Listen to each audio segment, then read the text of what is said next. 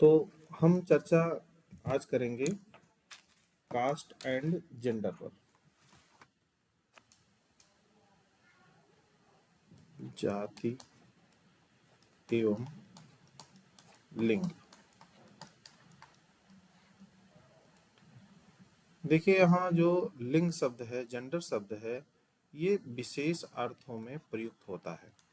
जब भी हम जेंडर की बात करते हैं तो चर्चा करते हैं जेंडर वर्सेस सेक्स, क्योंकि दोनों का जो हिंदी अर्थ होता है वो होता है लिंग ही होता है। यहाँ पे अगर हम जेंडर की बात करेंगे तो यहाँ भी लिंग से ही रिलेटेड होते हैं। ठीक है। तो जेंडर वर्सेस सेक्स, जेंडर और सेक्स में अंतर है। ये जो सेक्स है जिसे महिला को अभिहित किया जाता है, ये बायोलॉजिकल टर्म्स है, बायोलॉजिकल कैरेक्टरिस्टिक की बात करते हैं जब हम, तो हम इसको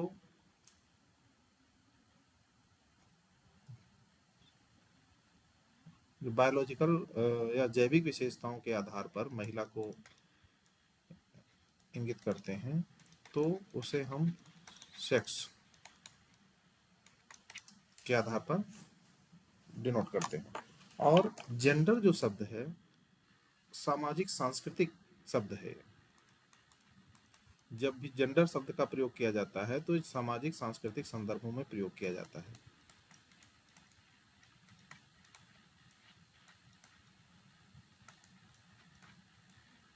ये जेंडर शब्द सोशल कल्चरल कंस्ट्रक्ट है।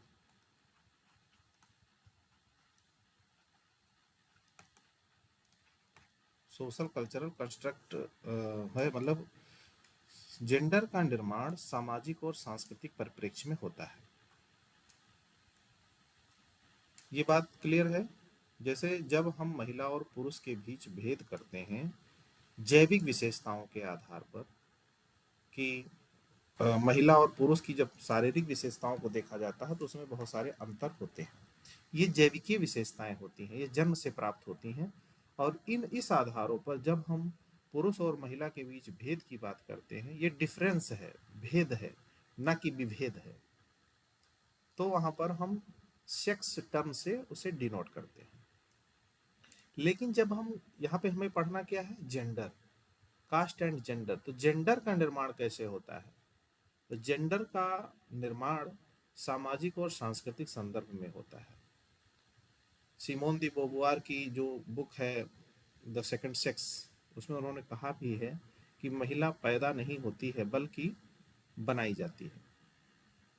सामाजिक और सांस्कृतिक संदर्भ में उसे बनाया जाता है, बचपन से लेकर के उसकी युवावस्था तक या उसकी जीवन भर उसको जेंडर के रूप में बनाया जाता है। उसके कुछ सामाजिक संदर्भ है और कुछ सांस्कृतिक संदर्भ है। तो समाज शास्त्र जैविक संदर्भों में तो विशेष ध्यान देता नहीं, वो तो डिफरेंसेज हैं। लेकिन समाज में जब सामाजिक स्तरीकरण का निर्माण होता है, महिला और पुरुष के बीच जो विभेदीकरण है, जो स्ट्रेटिफिकेशन है, जब उसका निर्माण होता है, तो जब उस विभेद की जब हम बात करते हैं तो वहां जेंडर शब्द का प्रयोग करते हैं। तो इसमें जो हमारा अगला टॉपिक है वो है जाति और लिंग, कास्ट एंड जेंडर। तो इसमें हम ये समझेंगे कि जाति और लिंग के बीच क्या संबंध है, अर्थात कास्ट और जेंडर के बीच क्या संदर्भ है। जब हम सामाजिक, सांस्कृतिक और आर्थिक क्षेत्रों में महिलाओं को अधीन पाते हैं पुरुषों के, पुरुष जो है पुरुष की श्रेष्ठता को देख पाते हैं, तो हम उसी आधार पर जाति स्तरीकरण और लिंग स्तरीकरण को एक दूसरे के बीच इंटर रिलेटेड पाते हैं। अर्थात जाति स्तरीकरण और लिंग स्तरीकरण भारतीय समाज में एक दूसरे के बीच मतलब क्या इंटर रिलेटेड है, मध्यस्थता करते हैं। हम सभी जानते हैं कि इतिहास में जो महिलाओं का जो शोषण है, जैसा अब भी होता है, लेकिन उतने व्यापक रूप में नहीं होता है। इतिहास में कुछ ज़्यादा ही था, अब उतने व्यापक रूप में नहीं है, लेकिन अभी भी है। तो जाति पदानुक्रम को बनाए रखने के लिए, अर्थात जातीय संस्तरण को, या जो सो कॉल्ड हम रक्त की शुद्धता की बात करते हैं, तो जातीय परिस्थिति को अपने मतलब सारी जातियों से अपने को अलग बनाए रखने के लिए जो जाति पदानुक्रम था, उसके लिए महिलाओं का जो दमन था वो आवश्यक था। कैसे? हम देखते हैं कि दुनिया के सभी समाजों में पुरुषों को महिलाओं के जीवन के सभी क्षेत्रों पर काफी प्रभुत्व है। इतिहास के विभिन्न चरणों को अगर हम देखें तो उसकी एक उल्लेखनीय विशेषता ये भी रही है कि उसमें महिलाएं पुरुषों से दोयम दर्जे की नागरिक रही हैं, और ये दुनिया के लगभग लगभग सभी समाजों में, अधिकतर समाजों में ये व्याप्त है। अब ये अधीनता कैसे बनती है, कैसे विभेद होते हैं? तो ये जो अधीनता का निर्माण होता है, या जो द्वितीय स्तर का निर्माण होता है महिलाओं के, वो सांस्कृतिक रूप से जो है निर्मित होता है, अर्थात ये वैचारिक स्तरों पर निर्मित होता है और कायम रखता है अपने को। जो महिलाओं की अधीनता है वो वैचारिक स्तर पर और सांस्कृतिक स्तर पर निर्मित होती है। संस्कृति विचारधारा को आगे बढ़ाती है और विचारधारा फिर संस्कृति को मजबूत करती है, अर्थात सांस्कृतिक मतलब संस्कृति और विचारधारा एक दूसरे को मजबूत करते हैं।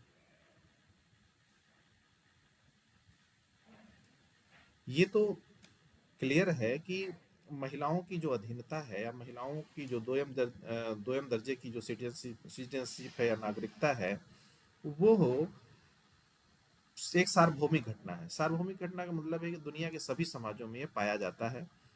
हाँ, ये बात अलग है कि जो महिलाओं की अधीनता या महिलाओं के विभेद की जो सीमा है और उसकी जो प्रकृति है, यह उस समाज के सामाजिक, आर्थिक और सांस्कृतिक वातावरण से निर्धारित होती है। मतलब वो जो विशेष समाज है उसकी सामाजिक स्थिति क्या है, आर्थिक स्थिति क्या है महिलाओं की वहाँ पर, उनकी सामाजिक स्थिति क्या है, और वहाँ का जो सांस्कृतिक वातावरण है, कल्चरल इन्वायरमेंट है, बहुत कुछ महिलाओं की स्थिति इन सभी पक्षों से निर्धारित होती है। इस प्रकार हम ये कह सकते हैं कि जो हम जेंडर की बात करते हैं, लिंग की बात करते हैं, वो एक सेपरेट श्रेणी नहीं है, अखंड श्रेणी नहीं है, बल्कि जातीय स्थिति में या किसी समाज की सामाजिक, आर्थिक और सांस्कृतिक पक्षों से इंटर रिलेटेड है, अलग नहीं है। अर्थात उसकी निर्मित सामाजिक, आर्थिक और सांस्कृतिक एनवायरनमेंट से ही निर्धारित होती है। अब हमें जाति और महिला के बीच जो संबंध है, अर्थात जातीय स्तरीकरण और लिंग स्तरीकरण में के बीच में जो संबंध है, उसको जानने से पहले हमको इन दोनों की जो अलग अलग श्रेणियां, अर्थात लिंग की जो श्रेणी है और जाति की जो श्रेणी, उस पर चर्चा अलग अलग हमें करनी होगी। हम सब जानते हैं कि भारतीय समाज की एक महत्वपूर्ण संस्था है जाति व्यवस्था।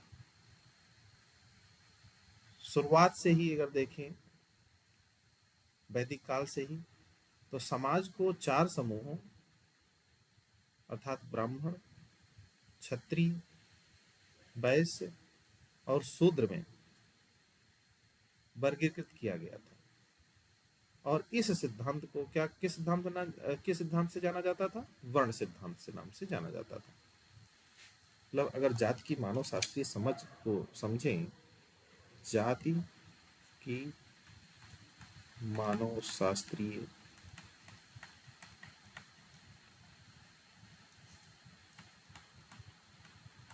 समझ के बारे में जब चर्चा करते हैं तो जाति क्या है? भारतीय समाज की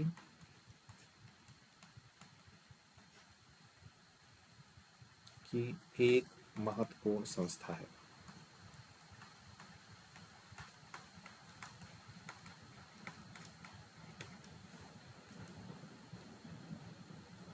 शुरुआत से अगर देखें वैदिक काल से ही समाज को 4 समूहों में बांटा गया था।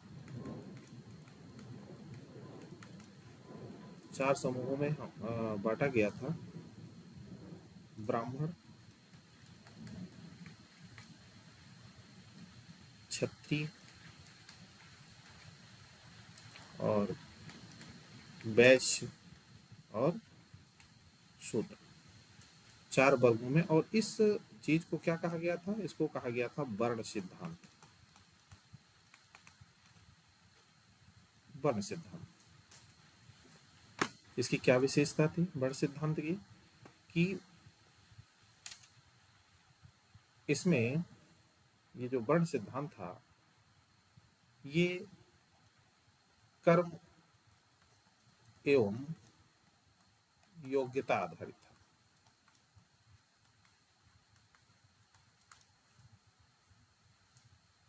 और इसी आधार पर ये जो पदानुक्रम है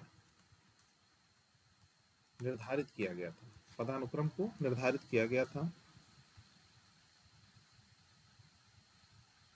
ये जो वर्ण व्यवस्था है, जिसे वर्ण व्यवस्था कहा गया था, वर्ण व्यवस्था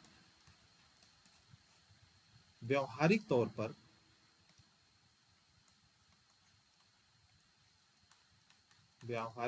पर जाति समूहों के माध्यम से व्यक्त की गई।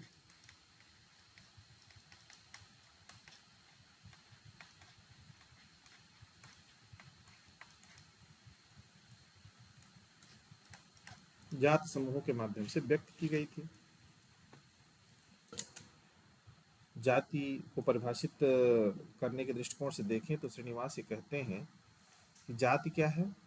वंशानुगत है, अंतर्विवाही है और सामान्यतया ये स्थानीयकृत समूह है जिसका एक पारंपरिक व्यवसाय से जुड़ाव होता है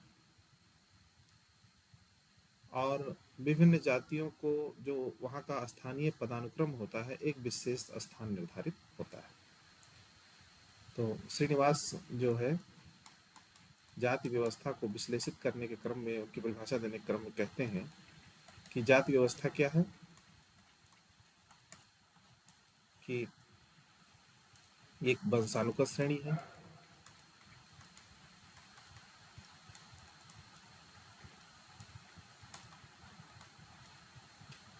दूसरी विशेषता उन्होंने उसमें अपनी परिभाषा में बताया है कि ये अंतर्विवाही होती है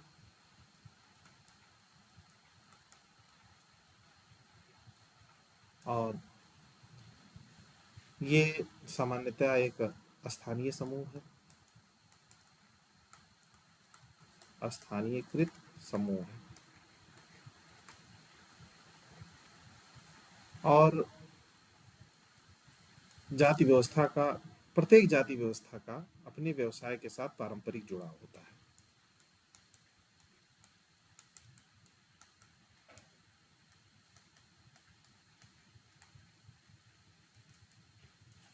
पारंपरिक जुड़ाव होता है और उस जाति का जातियों के स्थानीय पदानुक्रम में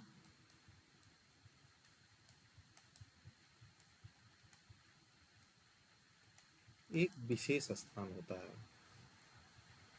स्थानीय पदानुक्रम में एक विशेष स्थान,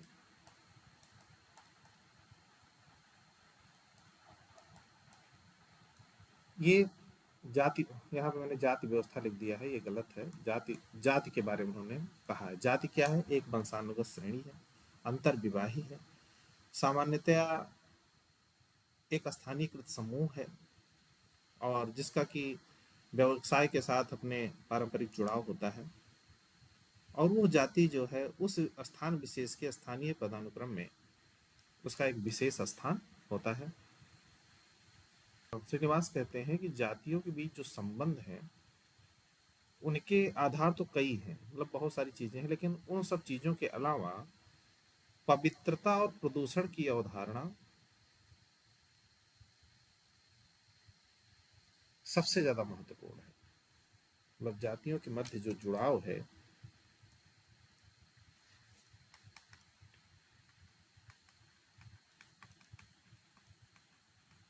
जातियों के मध्य जो जुड़ाव है वो कई सारी चीजें उसको प्रभावित करती हैं, लेकिन पवित्रता और प्रदूषण की अवधारणा से नियंत्रित होती है।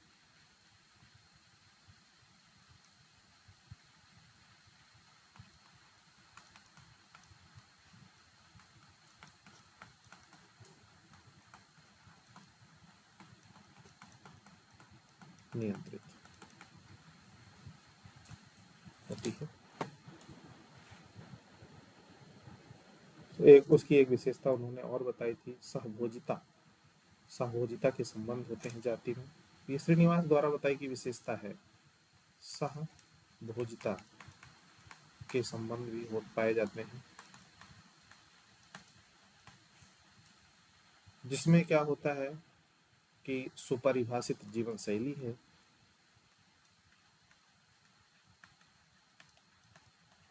सुपरिभाषित जीवन शैली, और जिसका जो चयन है, मतलब जातियों की जो सदस्यता है वो चयन या योग्यता से नहीं, जातियों की सदस्यता चयन या योग्यता से नहीं बल्कि किससे निर्धारित होती है? जन्म से, जन्म से निर्धारित होती है। तो ये सारी बातें उन्होंने कही हैं, और इसमें जो सबसे बड़ा आधार है जाति व्यवस्था का वो है सजातीय विवाह। यही मुख्य बिंदु है, सजातीय विवाह, जिसको हम कहते हैं अंतर विवाह। ये क्या है? आधार है जाति व्यवस्था का।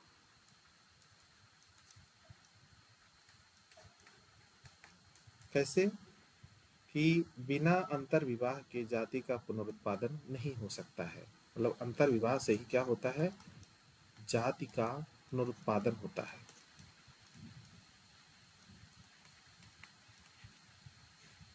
जाति का पुनरुत्पादन होता है, और यही जो अंतर विवाह है, यही जाति और लिंग या कास्ट एंड जेंडर में जो या लिंग अधीनता की जो अभिव्यक्ति है और निरंतरता का उपकरण माना जाता है। अर्थात लिंगीय विभेद, और यही अंतर विवाह के कारण ही जो लिंगीय विभेद की बात हो रही है, जिसके बारे में हम आज चर्चा कर रहे हैं, लिंगीय विभेद, लिंगीय विभेद की अभिव्यक्ति एवं निरंतरता।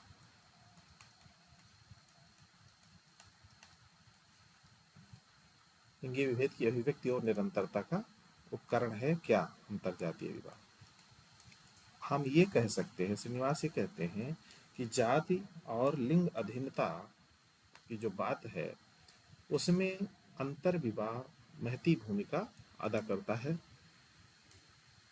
क्योंकि विवाह का जो ये नियम है इसी के माध्यम से अलग अलग जाति श्रेणी बनी रहती है।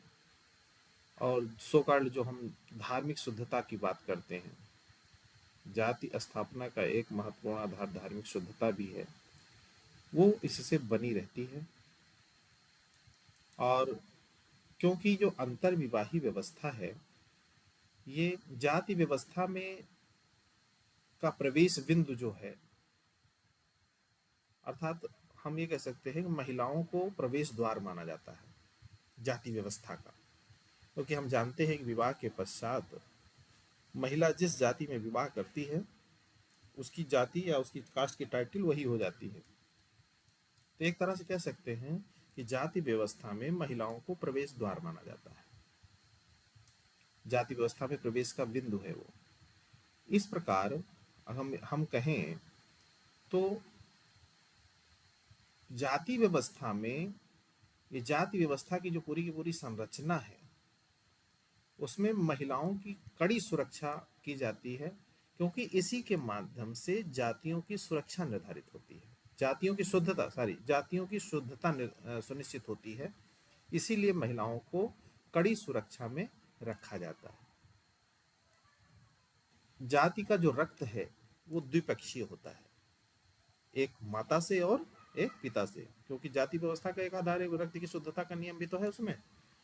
तो जो जाति का रक्त है वो सदैव द्विपक्षीय होता है। इसका मतलब है कि जो भी संस्कार या गुण हमें प्राप्त होते हैं जाति के आधार पे, वो माता पिता दोनों से प्राप्त होता है। इसीलिए आदर्श रूप में ये स्वीकार किया जाता है कि माता पिता दोनों एक ही जाति के होने चाहिए। देखिए कि महिलाओं की अधीनता का निर्धारण जाति व्यवस्था में कैसे होता है, उसके बारे में हम चर्चा कर रहे हैं। अब यहाँ पर हम फिर वही अनुलोम विवाह और प्रतिलोम विवाह की चर्चा हमें जरूरी हो जाता है करना।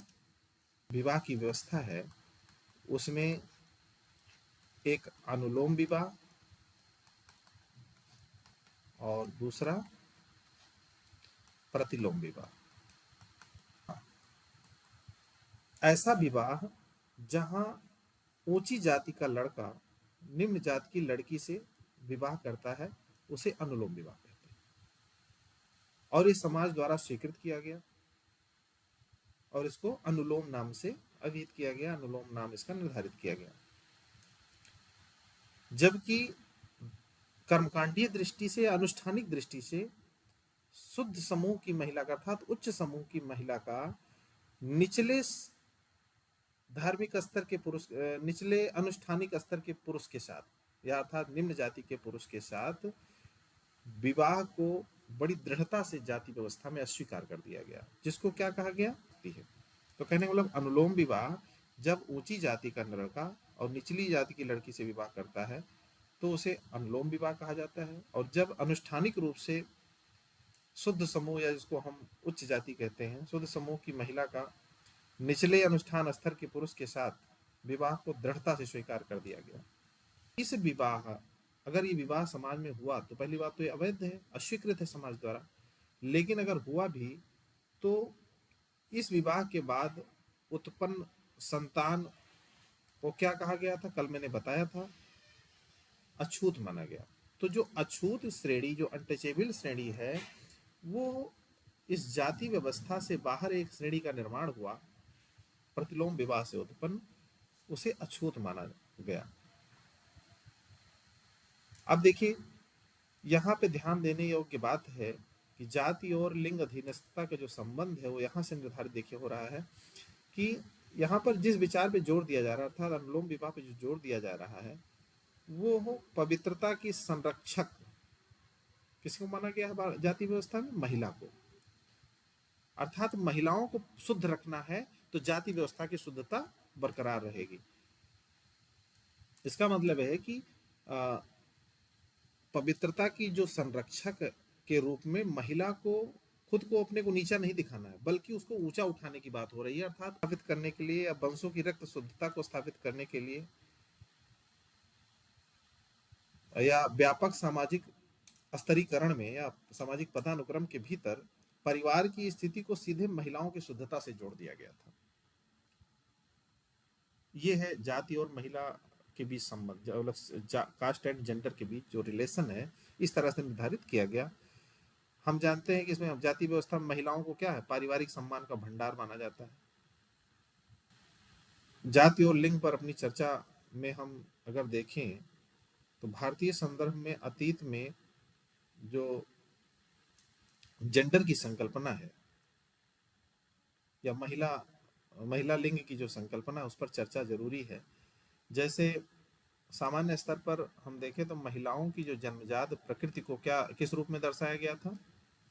पापपूर्ण, अर्थात उसको पहले से ही डाउन कर दिया गया था। महिलाओं की परिस्थिति को समाज में निम्न मान लिया गया था, किस आधार पे? क्योंकि एक तरफ तो ये कह रहे हैं कि पवित्रता की संरक्षक है, दूसरी थी महिलाओं की जन्मजात प्रकृति को, जो उसकी जन्मजात प्रकृति है उसमें कोई उसका दोष नहीं है, उसको पापपूर्ण के रूप में दर्शाया गया था। जैसे मनु का धर्मशास्त्र है, हम सभी जानते हैं, तो मनु का धर्मशास्त्र में स्त्रियों को क्या कहा गया था? असत्य माना गया था। ये मनु के धर्मशास्त्र में यह कहा गया है कि महिलाएं जो है आभूषणों से अंधाधुंध प्रेम करती हैं, उनमें क्रोध का वास है, क्षुद्रता होती है, वो विश्वासघाती अधिक होते हैं। यह हमको बुरे आचरण वाली माना गया है किसमें? मनु के धर्मशास्त्र में। अर्थात अगर लिंग के रूप में महिलाओं को देखा जाए तो दुष्टता और कपट से बनी है, अकॉर्डिंग टू मनु धर्मशास्त्र। तो कहने वाले जो मैंने शुरू में कहा है कि जेंडर का निर्माण सोशली एंड कल्चरली होता है, तो उसकी एक वानगी है ये कि मनु के धर्मशास्त्र में, जिसको कि प्राचीन क्या कहते हैं, कानून की किताब माना जाता है, और ये माना जाता है कि महिलाओं का, उसमें माना गया कि महिलाओं के अंदर अतृप्त जुनून होता है और वो स्वाभाविक रूप से ज्यादा कामुक होती हैं। अब ये जो इतने क्राइटेरिया, इतने कैरेक्टरिस्टिक या इतने गुणों का या अवगुणों का जो सूत्रपात महिलाओं में किया गया, अब ये देखा गया कि महिलाओं को नियंत्रित करने के लिए, उन पर प्रतिबंध लगाने के लिए पर्याप्त कारण ये सब है। अर्थात पर्याप्त कारण मिल गया महिलाओं को नियंत्रित करने के लिए। अर्थात महिलाओं को दिन रात कड़ी सुरक्षा के बीच में रहना चाहिए, जो उनकी आवश्यकता है, क्योंकि महिलाओं की अनियंत्रित कामुकता को खतरा माना गया। तो ये सब कारण थे जिसके आधार पर महिलाओं का विभेद शुरू होता है। अपने सुविधानुसार महिलाओं को पवित्रता का संरक्षक एक तरफ, दूसरी तरफ प्रदूषण का खान, एक तरीके से उनको माना गया। अब जैसे और भी कई सारे हिंदू धार्मिक पुस्तकें हैं, कई हिंदू पाठ ऐसे भी हैं जो महिलाओं को, विशेषकर पत्नियों को दंडित करने के लिए हिंसा के इस्तेमाल करने की बात करते हैं। आज भी अगर हम देखें इस पितृसत्ता के समाज में, पैट्रियार्की के समाज में, अभी भी महिलाओं की जो कामुकता है अभी भी पितृसत्ता के नियंत्रण में है, और ये औपचारिक रूप से भी पिता से पुत्र को हस्तांतरित की जाती है। पीबी काणे हिस्ट्री ऑफ धर्मशास्त्रा में, या नहीं, पीएन प्रभु ने हिंदू सोशल ऑर्गेनाइजेशन में लिखा है कि महिलाओं की नियत ही यही है कि जन्म के समय पिता के अधीन, युवावस्था में पति के अधीन, और वृद्धावस्था में पुत्र के अधीन उनका जीवन यापन होता है। अर्थात वो हमेशा निर्भर रही हैं। तो ये सोशली कल्चरली जो निर्माण हुआ, तो कल्चर के आधार पर निर्माण की बात जो है, लिंग अधीनस्थता के निर्माण की बात की जा रही है। अब इसमें और वानगी देखें हम, तो जाति आधारित जो समाज, जाति व्यवस्था के समाज में महिलाओं की जो भूमिका है वो कैसी है, इस पर हम थोड़ा चर्चा करते हैं। और ये चर्चा तब तक नहीं हो सकती जब तक हम पितृसत्ता के बारे में बात ना करें। अब पितृसत्ता क्या है? मतलब लिंग चाहे हो, चाहे वर्ग हो या जाति हो, पितृसत्ता के साथ इंटर रिलेटेड है। पितृसत्ता की व्यवस्था में पुरुष हमेशा अधिक शक्ति के भागी हैं, अधिक शक्ति को अधिकार में रखते हैं। दूसरी ओर जो महिलाएं हैं, सभी पहचान समूह, समाज के सभी समूहों में, या कोई उप समूह हो चाहे समूह हो, उसमें निचले स्थान पर ही है। महिलाओं का एक बड़ा हिस्सा पहचान की राजनीति में होने वाले जो ये असमानताएं समाज में व्याप्त है उनको स्वीकार भी करता है और उनको पूरी शिद्दत से निभाता भी है, क्योंकि वो जानती हैं ऐसा न करने पर उनका समुदाय नाराज हो जाएगा, यहाँ तक उनका रिश्ता भी टूट सकता है, या हम सामुदायिक जो पहचान है, हमारी जो सामुदायिक नियम है, अगर उनको, उसके कोड को हम चुनौती देंगे तो उसके गंभीर परिणाम हो सकते हैं। हम देखते हैं कुछ समाजों में कई मामलों में उनकी मौत तक भी हो जाती है विरोध स्वरूप। अर्थात महिलाओं को प्रतीक माना गया है जाति व्यवस्था में, भारतीय समाज में महिलाओं को प्रतीक माना गया है जातीय व्यवस्था में, कि वे अपने समुदाय के सम्मान का प्रतिनिधित्व करती हैं। उनकी स्वायत्तता नियंत्रित है, जबकि उनकी स्वायत्तता जो है वो नियंत्रित है पूरी तरह से। इसलिए जो पैट्रियार्की है, जो पैट्रियार्की की प्रथाएं हैं, उनका जो प्रभुत्व है और इसकी सार्वभौमिकता, ये पूरे भारत में है ये व्यवस्था। इसीलिए महिलाएं तथा पितृसत्ता के साथ समझौता कर लेती हैं। अब महिलाओं की जो पवित्रता की बात हमने की है, उनका जाति की स्थिति से गहरा संबंध होता है। हम देखते हैं कि जिस जाति को जितनी ऊंची रैंकिंग दी जाती है, उनकी महिलाओं को उतना ही यौन नियंत्रण प्रदर्शित करने की उम्मीद की जाती है उनसे, अर्थात उनको और कंट्रोल में रहने की उम्मीद उनसे की जाती है। जो जाति जितनी ऊंची होगी, उस जाति की महिलाओं के पर नियंत्रण उतना ही ज्यादा होगा। ये सामान्य व्यवहार में आप देख सकते हैं। उच्च जाति में महिला कामुकता पर जो ये नियंत्रण है, वो वंश की शुद्धता को सुनिश्चित करने में मदद करता है। शुरू में मैंने बताया कि महिला उच्च वर्ण की, पुरुष निम्न वर्ण का होता है। अनुलोम विवाह और इस समाज द्वारा स्वीकृत होता था, जिससे जातीय शुद्धता और रक्त की शुद्धता को बनाए रखा जाता था, अर्थात आधार रूप में काम करता था। तो ये जो नियंत्रण है महिलाओं का, वो वंश की शुद्धता के लिए और जातीय उच्च स्थिति को बनाए रखने के लिए बहुत महत्वपूर्ण होता था। जैसे उच्च जातीय समाज में जो महिलाएं हैं, वो अपना जीवन यापन बड़े पैमाने पर पारिवारिक मापदंडों के भीतर ही जीती है। उनकी गतिशीलता को अच्छा नहीं माना जाता है। उन्हें काम के लिए बाहर जाने की अनुमति सामान्यतः नहीं है। ये मैं जातीय व्यवस्था की बात कर रहा हूँ। भले ही मॉडर्न सोसाइटी में या हो रहे विभिन्न परिवर्तनों में महिलाओं के शिक्षित होने से अब ये स्थितियां नहीं रही हैं कमोबेश, लेकिन ये जातीय व्यवस्था की जो बेस है, उसके बारे में हम चर्चा कर रहे हैं। घर की जो पवित्रता है या उस पवित्रता को बनाए रखने में महिलाएं अहम भूमिका भी निभाती हैं।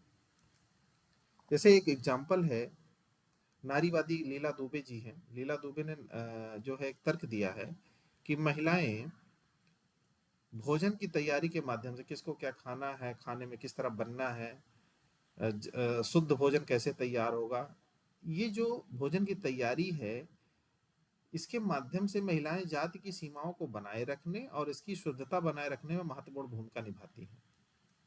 भोजन की सुरक्षा करना, खतरे को टालना,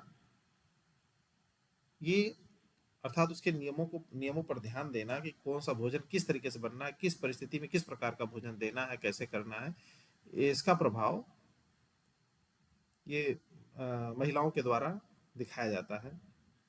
भोजन के संबंध में जो महिलाओं की प्रथाएं हैं, वो जातियों को पदानुक्रम रूप में स्थापित करने में भी महत्वपूर्ण भूमिका निभाती हैं। अर्थात महिलाएं जो है पारंपरिक परंपरा का समर्थन करती हैं, जो कि समाज की पितृसत्तात्मक व्यवस्था के अनुरूप होती है। और ऐसी महिलाओं को, जब वो ऐसा नियमों का अनुपालन करती हैं, तो ऐसी महिलाओं को सम्मानित भी किया जाता है, और नहीं करने पर उनको सजा की भी सामना करना पड़ता है। तो महिलाओं से अपेक्षा की जाती है कि नियमों का पालन करे और उन नियमों को अपने पुरुष लोगों की आवश्यकताओं के अनुरूप, अपने पैट्रियार्की की आवश्यकता के अनुरूप उसको डिजाइन भी किया जाए। और इन नियमों में तर्क वितर्क की कोई संभावना नहीं होती, अर्थात उसमें आप संदेह नहीं कर सकते। इस नियमों को हमेशा पूर्ण ही माना जाता है, और महिलाओं से अपेक्षा की जाती है कि आंख बंद करके इस पैट्रियार्की के नियमों का पालन करें। एक और अंतर दिखाई देता है जाति व्यवस्था और महिलाओं के बीच जो संबंध है, उसमें उच्च जाति के जो पुरुष और महिलाओं के बीच जो पवित्रता और अपवित्रता या पवित्रता और अशुद्धता का जो स्तर है, उसमें आश्चर्यजनक अंतर पाया जाता है। ऊंची जाति के जो पुरुष हैं, ना तो अपनी महिलाओं की तरह आत्म प्रदूषण झेलते हैं, और ना ही उन्हें अन्य जातियों के लिए प्रदूषण फैलाने वाला काम करना पड़ता, जिस प्रकार से हर मतलब कि शेड्यूल कास्ट के लोगों को। जब इसके विपरीत जो उनकी महिलाएं हैं, वो शारीरिक प्रक्रियाओं के माध्यम से, मुख्य रूप से मासिक धर्म है या प्रसव है, इसके कारण होने वाले प्रदूषण में शामिल होती है। अर्थात जो उच्च जाति की महिला और पुरुष के बीच में जो पवित्रता और अशुद्धता का स्तर है, उसमें अंतर पाया जाता है। पुरुष पूरी तरह से पवित्र है, न तो आत्म प्रदूषण, जबकि महिलाएं आत्म प्रदूषण की शिकार है, क्योंकि मासिक धर्म और ये जो प्रसव, जो इनकी जो नेचुरल प्रोसेस है, उसकी वजह से प्रदूषण में शामिल होती है। पारिवारिक कार्यों में आप देख लीजिए कि चीज़ों को बहुत ध्यान से देखा जाता है। वे परिवार के भीतर कुछ प्रदूषणकारी कार्य करने के लिए भी जिम्मेदार होती हैं। एक धारणा जाति व्यवस्था में यह है कि महिलाएं कभी भी अपनी जाति के पुरुषों की पवित्रता के स्तर को प्राप्त नहीं कर पाती हैं। हमें जानते हैं कि परंपरागत रूप में अगर देखा जाए तो द्विज जातियां हैं। द्विज जातियां का मतलब जिनका दो बार जन्म होता है, ब्राह्मण, क्षत्रिय और वैश्य, जिसका उपनयन संस्कार होता है, उन्हें द्विज जाति कहा जाता है। तो द्विज जातियों की महिलाओं की तुलना शूद्रों से की जाती है। यही तो कारण था कि प्राचीन समय में वेदों की शिक्षा में उन्हें दीक्षित नहीं किया जा सकता था। तो ये सब सांस्कृतिक आधार हैं महिला की निम्नता के या महिला की अधीनता के। अब अगर हम निम्न जाति महिलाओं की बात करें, निम्न जाति की महिलाओं की बात करें, तो पुरुषों और महिलाओं के बीच जो पवित्रता अपवित्रता का स्तर है, वो उच्च जातियों की तुलना में, मतलब जैसे हमने बताया ना कि उच्च जाति की जो महिला और पुरुष है उसमें शुद्धता और पवित्रता और अशुद्धता के बीच जो अंतर है वो स्पष्ट है। उतना अंतर निम्न जाति की महिला पुरुष के बीच नहीं है। निम्न वर्ग की जो महिलाएं हैं, स्वयं प्रदूषण के अलावा, अर्थात जो उनका आत्म प्रदूषण है, उसके अलावा व्यावसायिक गतिविधियां जैसे दाई का काम है, गंदगी का निपटाना है, गंदे कपड़े धोना है, या अन्य सेवाओं के माध्यम से दूसरों के प्रदूषण से भी निपटती हैं। और उनके जो पुरुष हैं उनके लोगों को, जैसे प्रदूषणकारी शिल्पकार हैं, दूसरों के लिए सेवाएं उठानी पड़ती हैं। अर्थात जो निम्न जाति की महिला और पुरुष हैं, उन उन दोनों को अशुद्ध कार्यों को साझा करने के साथ साथ आजीविका कमाने में महिलाओं का भी महत्वपूर्ण योगदान मिलता है। अर्थात इसमें निम्न जाति की महिला में लिंग विभाजन को ये सारी चीजें कम असमान बनाती हैं, अर्थात लिंग विभाजन वहां कम है। महिला और पुरुष के बीच जो अंतर है वो निम्न जातियों में कम है उच्च जाति की अपेक्षा। इस प्रकार हम ये कह सकते हैं कि उच्च जातीय समाज में महिलाओं की जो स्थिति है निचली जातियों में उनके समकक्षों से काफी भिन्न है। ये हम कह सकते हैं कि जाति पदानुक्रम में जिस जाति का जितना ऊंचा स्थान होगा, महिलाओं पर नियंत्रण उतना ही अधिक होता है। अब जैसे महिला उच्च जाति की जो महिलाएं हैं और जाति की पवित्रता कैसे एक दूसरे से इंटर रिलेटेड है। जाति की जो पवित्रता है वो महिलाओं की शुद्धता पर ही निर्भर करती है। देखिए, ये हमारा व्यक्तिगत विचार नहीं है। जाति और महिला के बीच संबंधों के अगर हम अध्ययन करते हैं विभिन्न जातीय विभिन्न जातियों की, तो उसमें चीजें निकल के आती हैं कि जाति की जो पवित्रता है महिलाओं की शुद्धता पर ही निर्भर करती है। उसका केंद्रीय विचार ये है, उसका आधार ये होता है कि संपूर्ण संरचना की धुरी महिला है, और महिलाओं को कड़ी सुरक्षा करके, अर्थात महिलाओं की अगर हम कड़ी सुरक्षा करते हैं तो जाति की शुद्धता सुनिश्चित की जा सकती है। क्योंकि महिलाएं पारिवारिक सम्मान का भंडार है, महिलाएं जो है पारिवारिक सम्मान के आधार हैं। महिलाओं की जो पवित्रता है वो वंश की रक्त शुद्धता और व्यापक सामाजिक पदानुक्रम के भीतर परिवार की स्थिति को बनाए रखने में बहुत महत्वपूर्ण होती है। परिवार की प्रतिष्ठा हम देखते हैं कि बेटियों के हाथों में होती है। ये आम कहावत है। आम कहावत में हम सुनते हैं कि परिवार की प्रतिष्ठा उसकी बेटियों के भी हाथों में ही होती है। और अक्सर लड़कियों को माता पिता द्वारा और विवाहित महिलाओं को उनके ससुराल वालों के द्वारा ये बात अक्सर दोहराई जाती है। जाति संरचना की जो सुरक्षा है वो महिलाओं पर नियंत्रण स्थापित करके सुनिश्चित की जाती है, ऐसा सामान्य व्यवहार में दिखाई पड़ता है। जाति और पुरुषों का सम्मान उनकी स्त्रियों के माध्यम से सुरक्षित और संरक्षित रहता है, क्योंकि माना जाता है महिलाओं में यौवन की शुरुआत एक खतरनाक स्थिति का प्रतीक होती है, ऐसा विचारधारा है। इस संदर्भ में जाति की शुद्धता की रक्षा के लिए उच्च जाति के लिए युवावस्था से पहले ही विवाह की सिफारिश कर दी गई थी। आप जानते हैं हमारे यहाँ पहले बाल विवाह था, और उच्च जातियों में बाल विवाह को बहुत ही शिद्दत के साथ, बहुत ही कठोरता से उसको निभाया जाता था कि युवावस्था से पहले ही विवाह कर दिया जाता था। तो अर्थात महिलाओं की जो कामुकता की निगरानी है, उनकी यौन इच्छा की जो निगरानी है, उसकी आवश्यकता बिल्कुल स्पष्ट है प्राचीन समय से ही। क्योंकि हम अनुलोम प्रतिलोम विवाह के माध्यम से जातीय व्यवस्था में निचली जाति के पुरुष को जो है, जैसे जिनकी जिनकी कामुकता उच्च जाति की सुरक्षा के लिए खतरा थी, उच्च जाति की शुद्धता के लिए खतरा थी, उनको रोकने के लिए उच्च जाति की महिलाओं तक यौन पहुंच रखने से उनको रोका जाना चाहिए।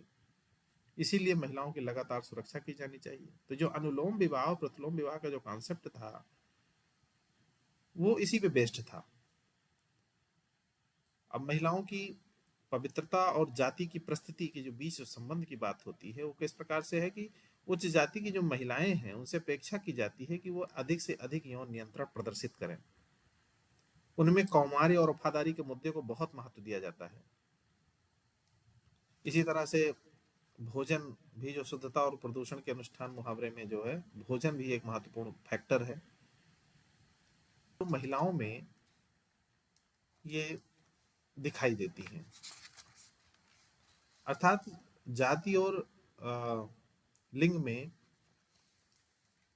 ये बात समझ में आई कि उच्च जातियों में महिलाओं पर नियंत्रण अधिक है बनिस्बत निम्न जातियों की महिलाओं की अपेक्षा। निचली जाति की महिलाएं भी जातिगत भेदभाव और लिंग भेदभाव दोनों के शिकार हैं। अर्थात उनके दोहरी मार है उनके ऊपर। जमीन के जो मालिक हैं, ऊंची जाति के शक्तिशाली पुरुषों द्वारा निचली जाति की महिलाओं को भी शोषण किया जाता है।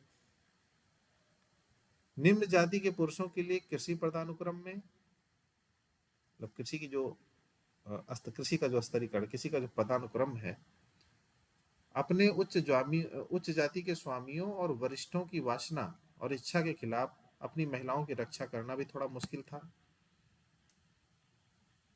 जैसे उदाहरण के लिए उत्तर प्रदेश में कहावत थी कि जिस प्रकार बकरी को अपनी इच्छा अनुसार किसी भी समय दुहा जा सकता है, उसी प्रकार जो है एस.सी. दुबे ने इस लाइन को कहा था कि जिस प्रकार बकरी को उसकी इच्छा अनुसार किसी भी समय दुहा जा सकता है, उसी प्रकार चमार स्त्री को उसकी इच्छा अनुसार कभी भी दुहा जा सकता है। ऐसा शेड्यूल कास्ट के बारे में धारणा थी। तो अगर हम देखें तो जाति जो है, हिंदू समाज की जितनी भी बुनियादी संस्थाएं उनमें से एक है। जाति व्यवस्था को समझने में लिंग का जो महत्व है तथा जेंडर का जो महत्व है, और महिलाओं के जीवन पर जाति के जो आक्रमण का तरीका है, उसे नजरअंदाज हम नहीं कर सकते हैं। भारतीय समाज पूरी तरह से पितृसत्तात्मक है। जाति और वर्ग की संरचना के प्रति महिलाओं का अनुपालन न केवल निष्क्रिय है, बल्कि समकालीन समय में उनके द्वारा उपयोग की गई निर्विवाद सामाजिक शक्ति को बनाए रखने के लिए भी पुरुषों द्वारा प्रयास किया जाता है। भारत में महिलाओं के साथ उनके पुरुष समकक्षों द्वारा हीन व्यवहार किया जाता है। फिलहाल मैं फिर वही कहना चाहूँगा कि परिवर्तन के क्रम में वर्तमान समकालीन समाज में पूर्व की स्थितियां नहीं हैं, स्थितियों में सुधार हुआ है। महिलाओं को अधीनस्थ माना जाता है, और उनकी कामुकता को पुरुषों द्वारा नियंत्रित किया जाता है। भारत में जाति व्यवस्था एक महत्वपूर्ण संस्था है। यह जो विशेषता है, जाति व्यवस्था की विशेषता है, ये भारतीय समाज को बहुत ज़्यादा स्ट्रेटिफाइड, मतलब स्तरीकृत और श्रेणीबद्ध बनाती है। जाति और लिंग आपस में परस्पर से संबंधित है, आपस में एक दूसरे से जुड़े हुए हैं। यद्यपि उच्च जाति की महिलाओं को अपने जीवन के हर कदम पर लैंगिक भेदभाव का सामना करना पड़ता है, और पुरुष ही उनके भाग्य को उसमें नियंत्रित करता है, ऐसा दिखाई देता है। अब इसमें यह ध्यान रखना महत्वपूर्ण है कि उच्च जाति की महिलाओं को विशेषाधिकार तभी दिए जाते हैं वही विशेषाधिकार दिए जाते हैं जब वे समाज की पितृसत्तात्मक व्यवस्था के अनुरूप होते हैं। निचली जाति की महिलाएं सबसे अधिक वंचित हैं, यह स्पष्ट है। वे लैंगिक भेदभाव और जातिगत असमानता दोनों की शिकार हैं, इसीलिए उनकी स्थिति ज़्यादा कमजोर है। जबकि उच्च जाति की महिलाएं जातिगत असमानता के शिकार नहीं है, लेकिन उनमें लैंगिक भेदभाव अधिक है। ओवरऑल अगर हम देखते हैं तो निचली जाति की महिलाएं इसलिए सबसे अधिक वंचित हैं क्योंकि उनमें लैंगिक भेदभाव भी है और जातिगत असमानता की भी वो शिकार हैं, इसलिए उनका जो विभेद है, उनका जो शोषण है वो ज़्यादा तीव्र हो जाता है। तो महिलाओं को निम्न स्थिति प्रदान करने में जो जातीय सांस्कृतिक सामाजिक आधार है वो बहुत कार्य करते हैं।